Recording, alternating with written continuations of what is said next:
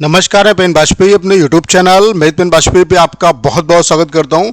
ये video SSC MTS 2021-22 के जो एस्पिरेंट हैं, जो अपने पीटी पीएसटी के रिगार्डिंग बहुत ज़्यादा कंफ्यूज हैं, उनके लिए बहुत ही ज़्यादा हेल्पफुल होने वाला है।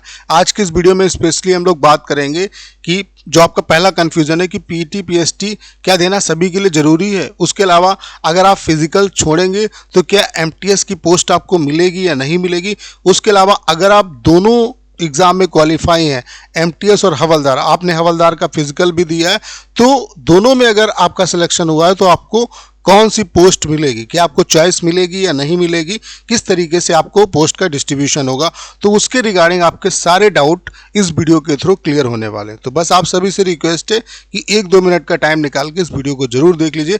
आपके सारे क्वेश्चन का आंसर इस वीडियो के थ्रू आपको मिलने वाला है। तो चलिए स्टार्ट करते हैं।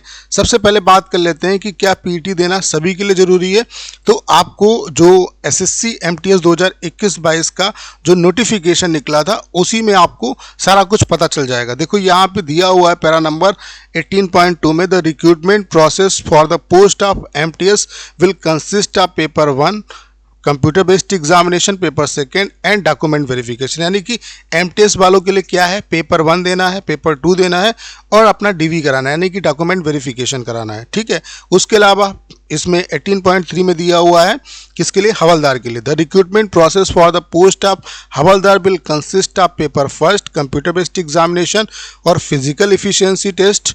उसके अलावा आपका फिजिकल स्टैंडर्ड टेस्ट और paper 2 descriptive exam and document verification. यानी कि इसके लिए एक प्रोसेस और ऐड हो जाएगा यहाँ पे, यानी कि आपका पीएटी और पीएसटी का एग्जाम होगा। उसके अलावा यहाँ पे देखो दिया हुआ है अगले पॉइंट में कि for the post of MTS there will be the separate category wise state UT wise cut off in paper 1 as the vacancy for MTS are in 2 as groups.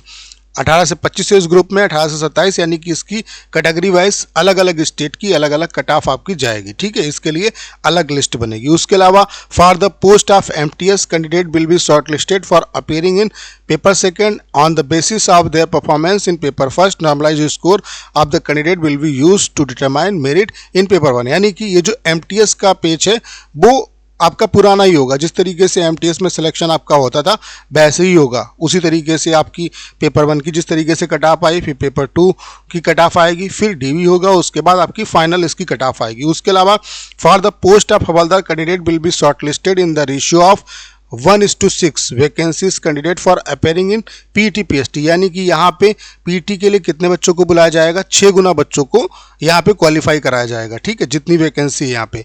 And paper 2 on the basis of their performance in paper 1, और paper 2 भी देना होगा जो कि आप लोग दे चुके हैं। ठीक है, और इसकी आपकी अलग लिस्ट आएगी। ठीक है।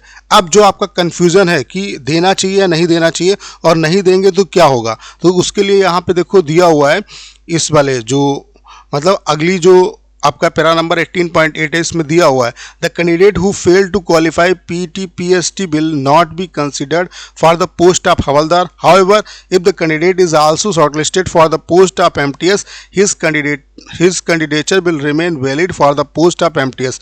यानी कि अगर आप पीटी पीएसटी में फेल भी हो जाते हो, अगर आपने एमटीएस की पोस्ट के लिए आप क्वालिफाई हो, तो आपकी एमटीएस की जो क्रेडिबिलिटी है, यानी कि जो कैंडिडेचर है, वो आपका जस्ट मेंटेन रहेगा, सिर्फ आप हवलदार की रेस से बाहर होगे।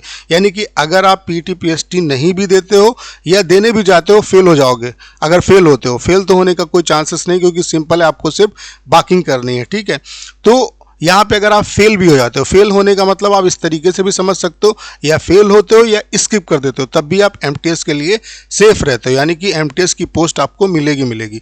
तो यहाँ पे क्वेश्चन ये उठता है कि क्या छोड़ देना चाहिए या नहीं छोड़ना चाहिए। देखिए, अगर आप श्योर हो एमटीएस के लिए, आपके मार्क्स ठीक ठाक हैं, तो आप इसे स्किप कर सकते हो, आपको एमटीएस की ही पोस्ट मिल जाएगी। लेकिन उससे बेहतर क्या है कि आप हवलदार का पीटी पीएसटी का एग्ज़ाम दो।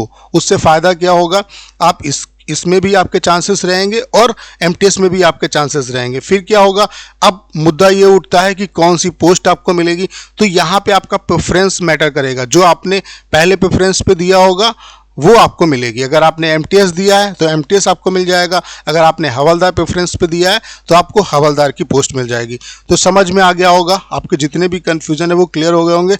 सबसे मेन तो कन्फ्यूजन यही है कि पीटी पीएसटी स्किप करें या नहीं करें। तो देखो, अगर आप स्किप करना चाहते हो, अगर आपके ठीक ठाक मार्क्स हैं, ठीक ठाक मार्क्स का मतलब ये है कि 90 प्लस अगर आपके मार्क्स बनने और आप ऑल स्टेट प्रेफरेंस आपने दिया हुआ है, तो आप स्किप भी कर सकते हो, क्योंकि एमटीएस की कट ऑफ हाई है और भी कट ऑफ आपकी इंक्रीज होगी, और हवालदार की कट ऑफ तो उससे भी ज़्यादा है। तो बेहतर आपके लिए ये होगा, अगर आप 90 प्लस हो तो स्किप भी कर सकते हो।